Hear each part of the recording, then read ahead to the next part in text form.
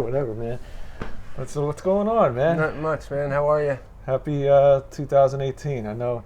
Same to you, You brother. know, you know it's crazy because let me just take a sip of this. Isn't it crazy how we say Happy New Year and it's already it's like weeks into the year already? Like, when do you really know when to stop saying Happy New Year? Usually doesn't stop until around, I'd say, St. Patty's Day or something like that. And then sometimes after that it could continue, but... Yeah, I'm thinking it's like usually when you haven't seen the person, you do a Happy New Year, but it's getting kind of... Yeah, I think usually the cutoff should be like, probably I'd say mid-February. Yeah. So what's new, man? What have you been up to? Nothing, man. Just grinding, working, trying to be creative, trying to make things happen. So it's going to keep the ball rolling. Yeah. So new adventures, new experiences. So yeah, things are going well. Yeah, it's cool. What I was going to mention is I try not to, we always talk, I try not to get caught up in the whole mainstream media frenzy. But, I mean, it's just topical, man. But, I mean, this whole stuff with Trump, I mean, I got to tell you, I sit back and I don't feed into the frenzy. I used to feed into all this stuff. This is like what I would do to fill in some of my headspace. But, you see this, you hear it, and you're like, It's almost entertainment at this point. It's like watching a B movie, and you're trying your best to be involved, but it's just revolting at every turn. So it's just weird because there is a part of me that says, is this scripted? Because the way I look at it is, you got Trump and Republicans, you have the everlasting Democratic blue side that they're fighting. So this is perfect fodder, right? When there's these news stories, but it doesn't change the fact that what he said was, I mean, it not a nice thing to say. You could go down the list. I mean, he's not the most classy gentleman by any means necessary. Yeah, so I watch, and then what's interesting is you see a lot of different points of view, and I got to tell you, I'm really just observing, and I could see people's feelings are hurt, and I don't get into all the details about the news stories. I always tell anybody to listen, you can get enough news in 10 minutes during the week. It's really the same stuff over and over cycled. You don't really get much new information. It's just over and over again. But well, there's multiple avenues to have information just coming at you at once. Yeah. And there's so many different news outlets where it's hard to decipher what's genuine, what's not, and really, like, the lines are blurred now, in my opinion.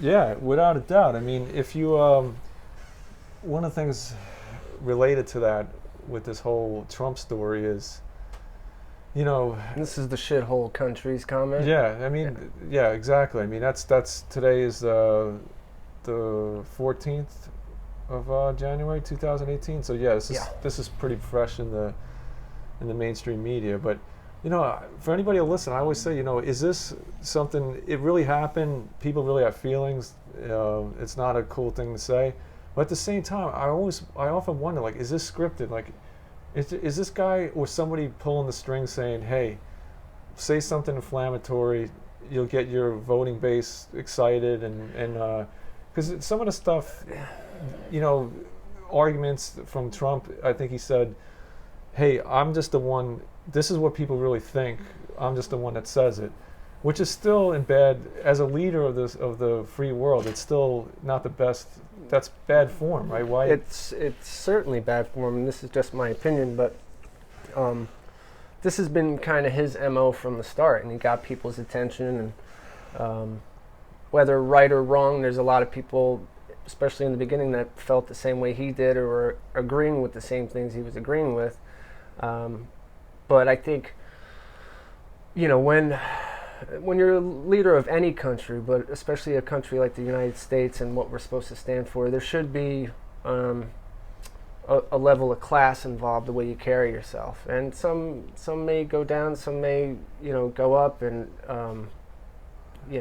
right now he's kind of on like the Nixon level.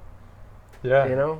That's an interesting. But I feel like he's either pandering to his base which he knows that at the core, like, they're with him no matter what. Right. Or, this guy was a reality TV star.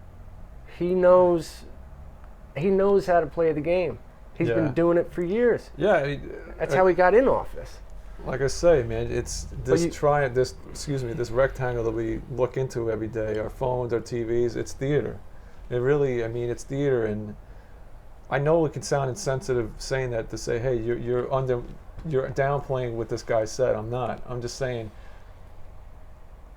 I have a really big concern. As a nation, right? This country we all live in, our families immigrated here, right? What is the future of this country? Because we're all different. Absolutely. We're not all white, we're not all black. Everybody's different. But the way I see it now is, if we continually fight, it's almost like if you're the top 1 or 2% that own everything and run everything, then you want people to be distracted and do work.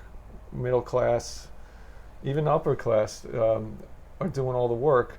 You want them to be unrested. You want them to fight, because it takes people's minds away from other things, like, hey, what's going on with the tax? What's going on with the Federal Reserve?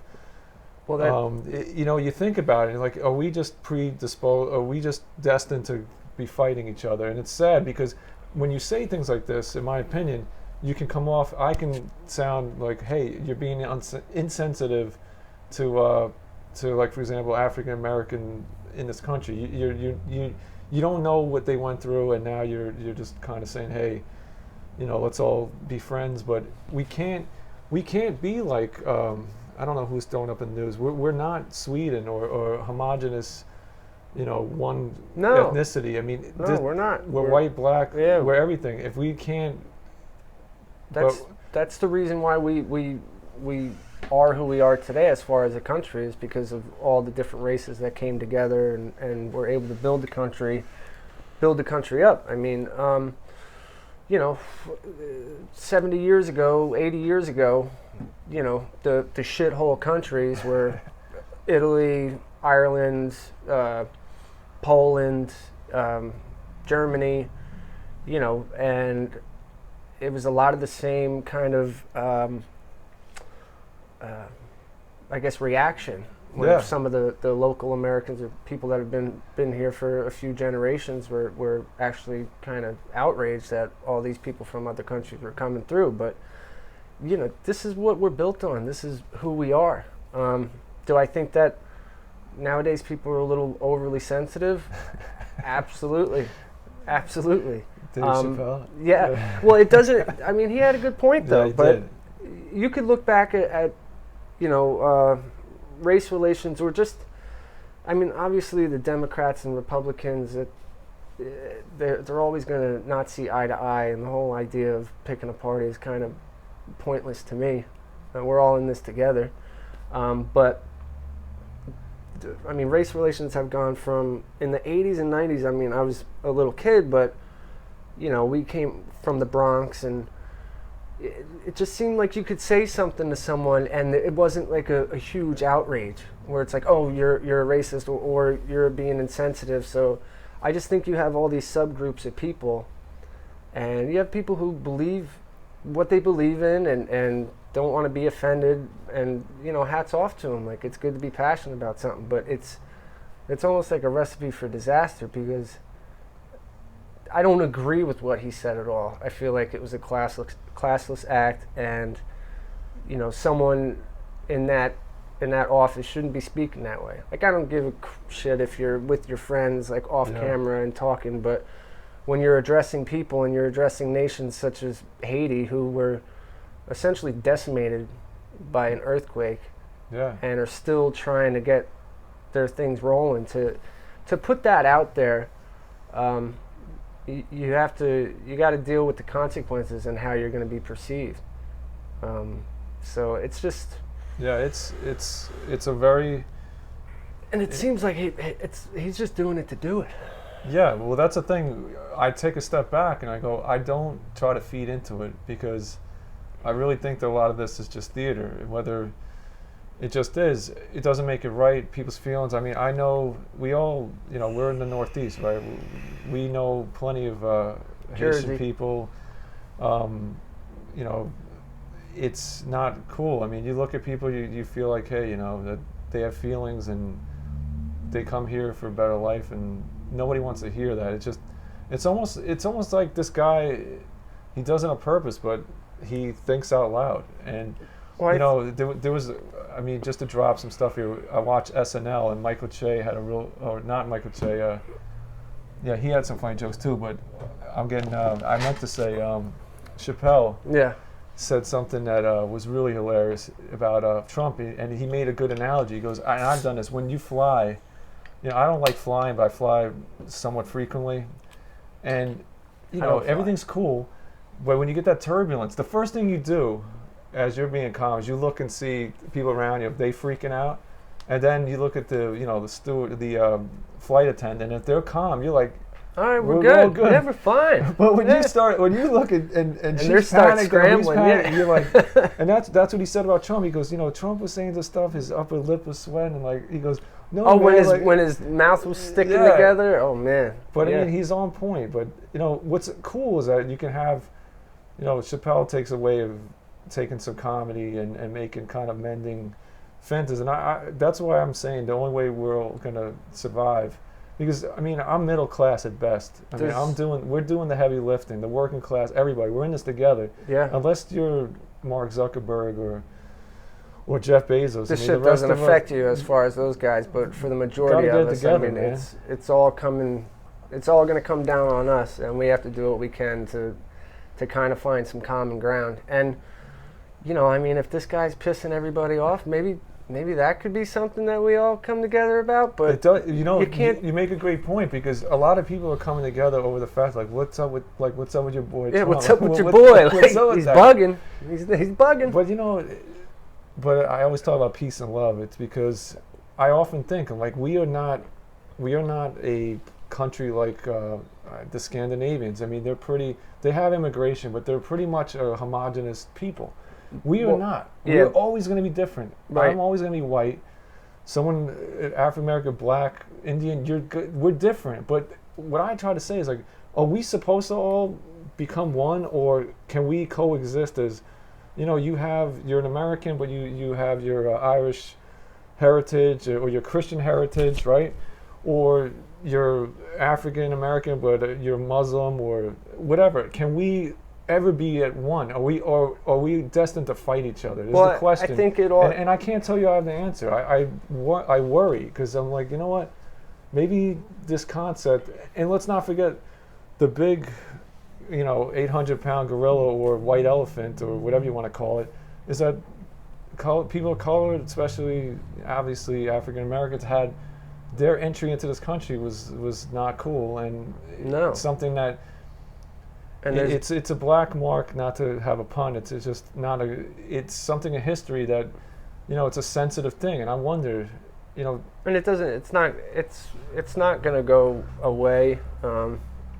I think. I mean, I can't speak for anyone of another race, but I feel like there's a trauma that goes with that, and to see how certain communities have been kind of mistreated and kind of left behind, that's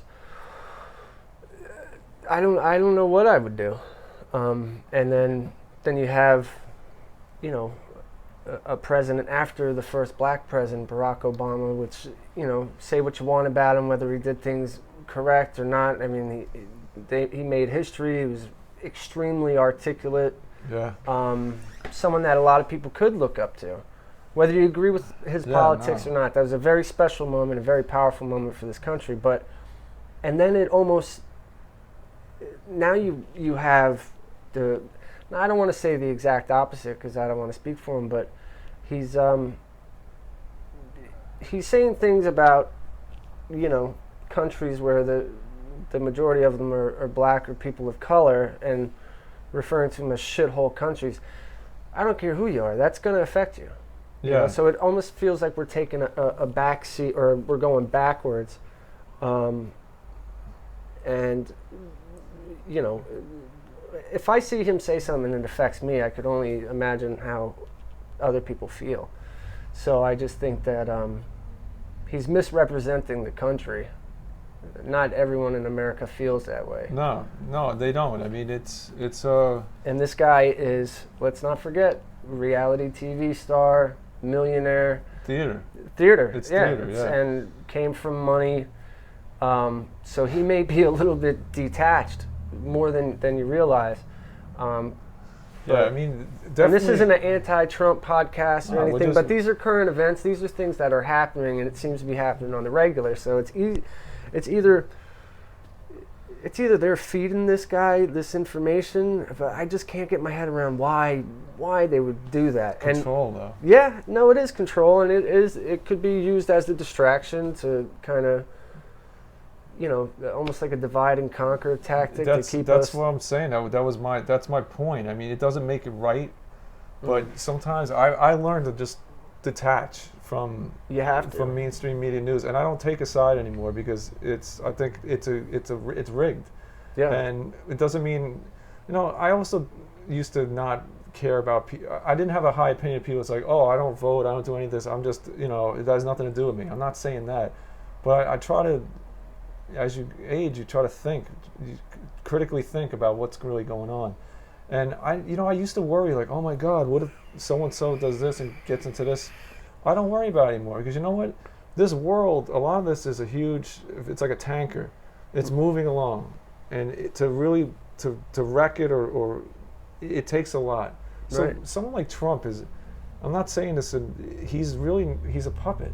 Absolutely. And anybody else that's going to get in there. So something I wanted to segue into, and you know, I'm saying it now in January 2018. Happy New Year. Yeah, exactly. But Oprah Winfrey, she's definitely going to be on the ticket. She's definitely going to run. I mean, it's just going to happen. But The Rock for vice president, by the way, Dwayne Johnson. But the thing that's, I asked a question like, are we now? Remember there was a movie Idiocracy, I think, by Mike Judge. I mean, is that, again? I'm making a very broad, He's painting association. today, folks. But what I'm saying is, are we just always going to have celebrity politicians now? Is that where we're at because of social media, because of the internet? These are the people that they have power. They know, for better or worse, they're notorious or famous, but yeah, I mean, I think that started. I mean, you could say back with Kennedy, Reagan, and Reagan. Although Reagan, I don't know.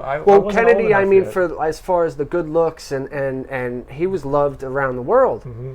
And he was rubbing elbows with stars and rubbing a little more with some stars. But I think it started with that, and you know, I mean, LBJ, Nixon, what was the other guy who came after Nixon? Ford? Ford, well, everybody kind of forgets Ford, but Jesus, I guess I failed history, but I'm no better. I'm drawing a blank. Before Reagan. Oh, Carter. Carter, yeah. So those guys, and they were kind of theory, subpar. You know, that JFK didn't die and he was Jimmy Carter. But anyway, I'll. That would take a lot of makeup, but you know what? Tune in for the episode where we talk about that because it's coming. Yeah. I think it started with Kennedy, and then then Reagan being an actor and the way his charisma and how he got everyone together, and by a lot of people's perspective, was a pretty decent president. Apparently, he might have had Alzheimer's. Yeah, but again, and then Clinton just blew it out of the park as far as coverage. No pun, by the way. But more than that, though, Trump is the first. You could say the first celebrity president, because I guess Ronald Reagan was, but he became a politician after he was an actor. He was, I think, governor. California. I believe. Yeah. But you have Trump. But my point is, we're never going back. And you're going to see this. There's no way. I don't know. I couldn't tell you. I couldn't. We're going backwards in some aspects, but no, it's going to be a celebrity in chief. But is that? And the thing I got to ask myself: if I believe that the leader of the free world doesn't have any power anyway, does it really matter if it's Dwayne the Rock Johnson? Does it matter if it's? And let's go crazy, man. No, let's it make some doesn't. predictions. Yeah, I mean, if that's the case, and that's the thing too. It's like, how much power do they really have? I don't. In my humble opinion, I don't. I think there's the red and blue that are put together. I mean, it's human psychology. You got to take a side. We're in the Northeast. You're either Giants or Jets fan if you're in Jersey or whatever. Yeah. People, they love to become polarized. Mets, Yankees. And when you fight, you get distracted. You start focusing on I want to beat him, or I don't like him, and he did this and she did that, and you don't think about other things. I mean, everybody wants to belong to a team and to a group somehow.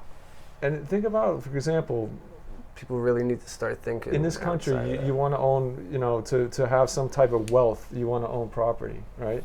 Mm. So, but think about it. If you're in the Northeast, for example, and you buy a house, depending on where, you get in the house, you get a good deal, you get a mortgage. If you're lucky, you get a 30-year mortgage, you get 15-year, whatever. At some point, the idea is you're going to own the house.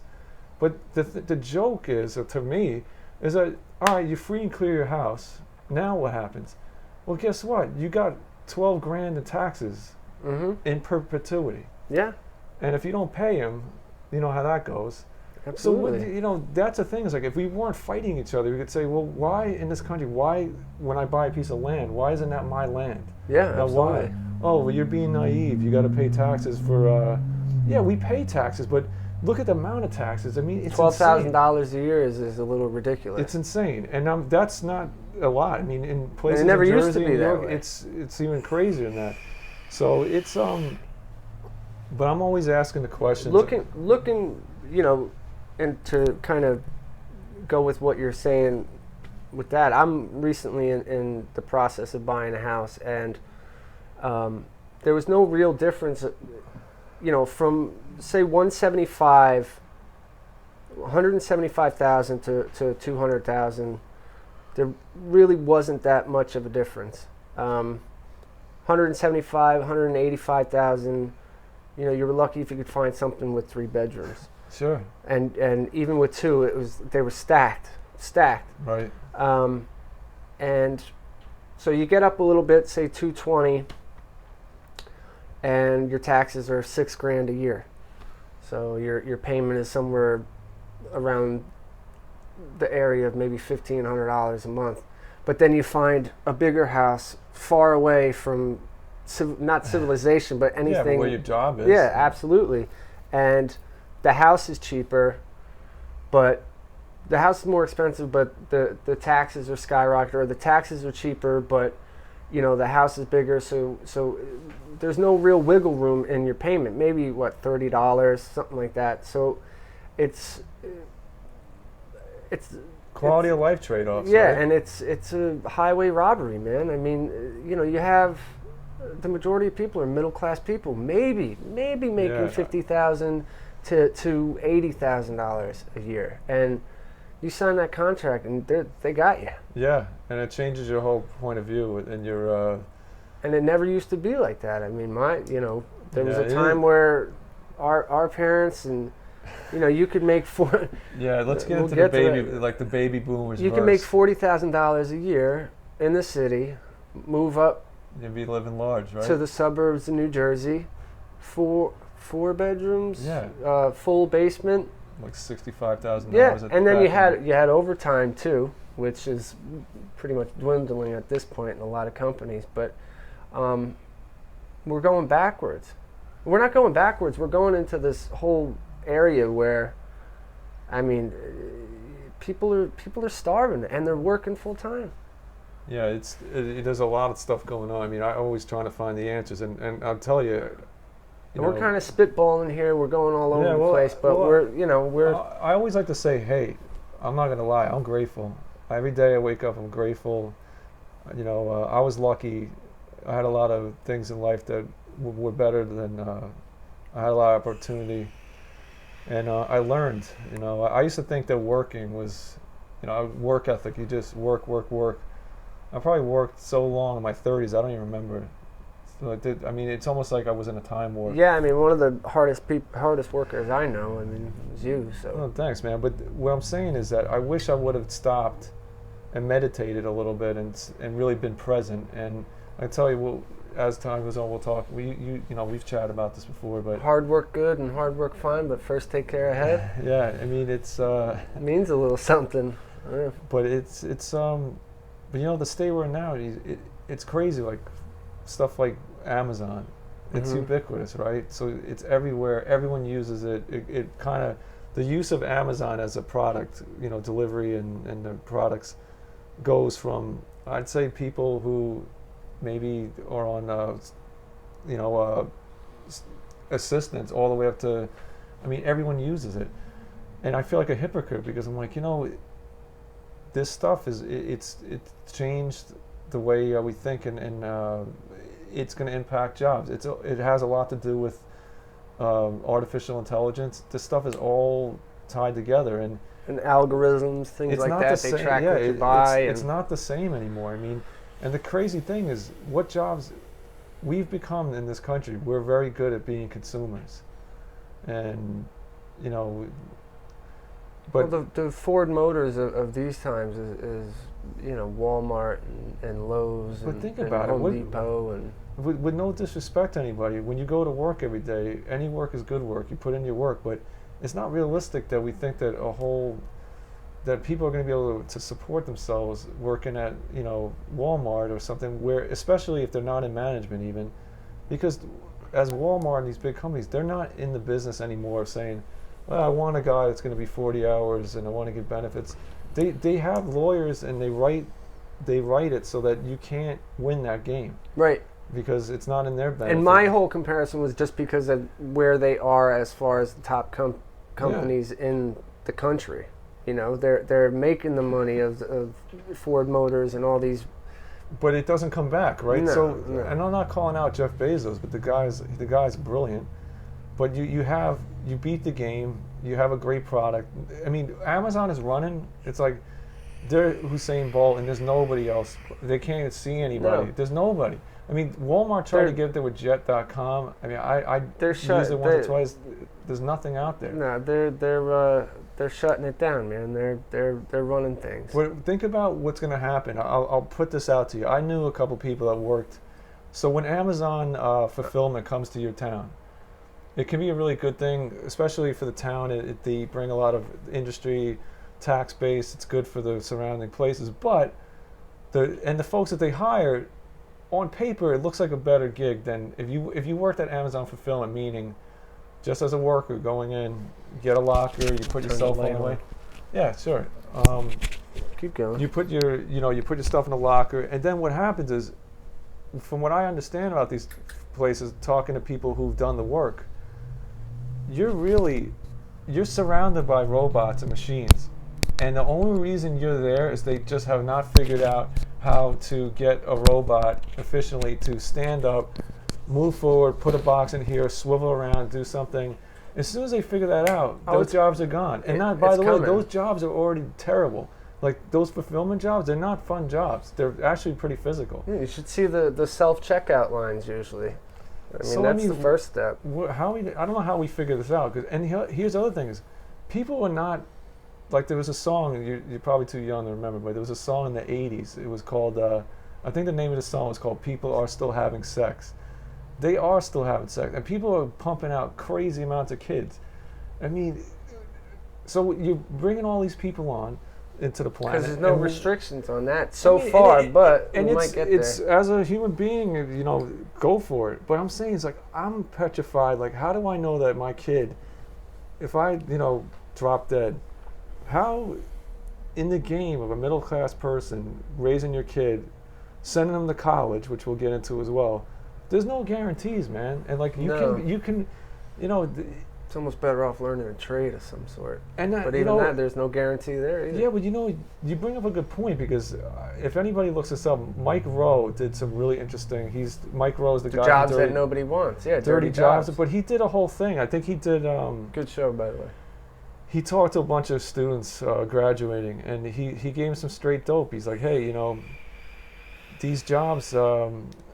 There's a lot of trades jobs that people like really stigmatized, and if you think about it, as long as you're not destroying your body, if you can go and make money as a plumber, I mean, some of these guys, I don't know where you guys are all from, but in the Northeast, I think plumbers, if they get hooked up with their own business or they're working as a union, I mean, they can make six figures easily. I had a conversation with my uncle one time. This was a couple years ago, and we were just shooting the shit, and I think I was between jobs, trying to figure out my path.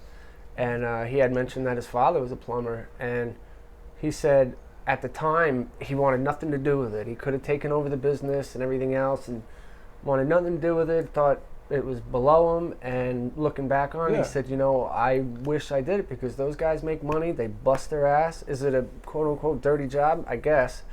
But in the long run, I mean, it pays off their values. Yeah. So that it just goes to show you, like, there's jobs out there, but people need to seek them out. Yeah, no, absolutely. I'm just gonna take a gander, because I can never tell how much. Put 30. Well, we're probably gonna wrap up, but one thing minutes. I would say, just to, we'll probably next time we talk, we'll go through some of these, but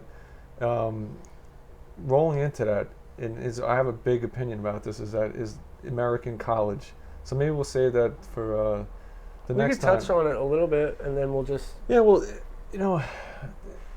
I'm a pretty sensitive person about certain things, and I almost feel like in this country, when you say college, especially if you take the middle class or the working class who have not had any family members that have ever gone to college. So when you're an immigrant or whoever, you say, you know what, no one in my family ever went to college, I'm going to put my boy or girl through college, and so there's emotions there. That's the whole reason why they came here in the first place. But here's the problem. And we're children of immigrants. You put the carrot in front of the person, and you say, here's college. If you get this, your life, you're going to have the golden pass. You're solid. But that is not the reality. But the problem is, these colleges are just straight up businesses. So what they do is, by any means necessary to get poor people signed up with loans and all kinds of stuff, they tell them, you know what, when you come to college, you don't have to know what you want to do in life. Just come here and just figure it out. And then what happens is they do some liberal arts, which I did liberal arts too, but they come out with the false sense of like, oh, I'm a college graduate, where's my job? Well, get in line with the people with high school diplomas. There's no guarantees, especially so I would say if you're not focused.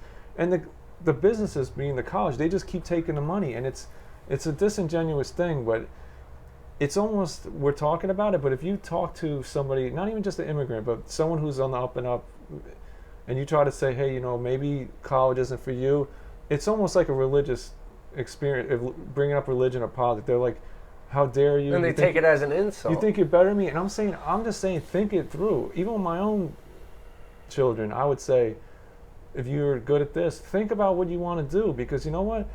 Money is not plentiful. I mean, you have to have some focus. So I like this. I see people sometimes going through a path, and I'm like, man, that's going to end up bad. You're going to be saddled with debt, and then you're going to figure it out, and then you're going to have to carry a $100,000 burden with you. Well, that's the thing. It's almost like their pitch now is, come here, learn some shit, spend a lot of money, and maybe you'll make money afterwards. Yeah. There's no guarantee in it. So it's. And looking, from my perspective, I mean, do what you want to do and try to get some fulfillment out of life, because it's a short run, man. It's like Mr. French said. Yeah. What are you gonna do? It's America. Yeah, you make money. If you don't make money, what are you? You're a fucking douchebag. But anyway, now good times. Hey, so we probably should roll it or wrap it up. But if you like this, obviously like and subscribe. We're going to try to Absolutely. do more. Leave some comments, questions. Yeah, things you think might be interesting to talk to. We're going to, yeah, we got a lot of ideas, but thanks for hanging with us, and we'll see you Happy soon. New Year. I think this is the last time I'm going to say Happy New Year, that. January 14th. Please let us know when the cutoff is. This way, or else we're going to keep saying it. Yeah, so Happy New Year. We'll be back, and thanks for joining us. All right, all the best. It was good. 35.